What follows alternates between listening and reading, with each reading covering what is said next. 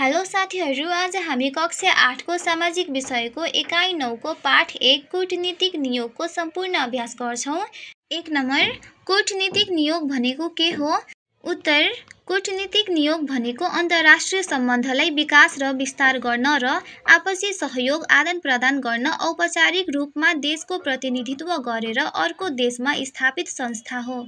2 number, राजदूतावासले के काम गर्दछ उल्लेख गर्नुहोस्। उत्तर, राजदूतावासले निम्न काम गर्दछ। क. दुई देशको हितका लागि काम गर्ने। ख.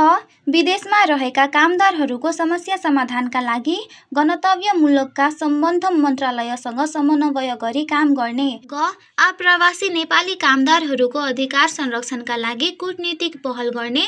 घ. समझदारी पत्र तथा श्रम सम्झौताका लागि गन्तव्य मुलुकका अधिकारीसँग छलफल तथा परामर्श गर्ने। अङ्ग.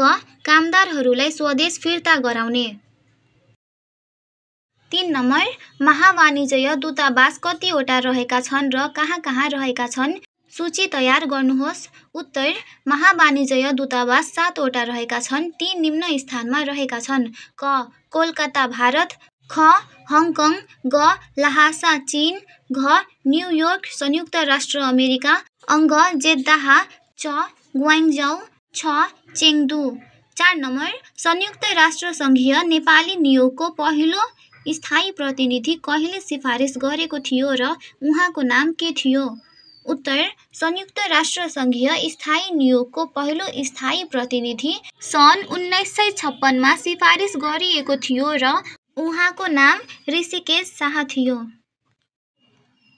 5 नम्बर, कन्सुलर कार्यालयका कार्य उल्लेख गर्नुहोस्। उत्तर, कन्सुलर कार्यालयका कार्य निम्न छन्। क. विदेशमा रहेका नेपालीहरूको हक हित सुरक्षा उद्धार क्षतिपूर्तिको पहल गर्ने। ख. कन्सुलर प्रमाणीकरण गर्ने।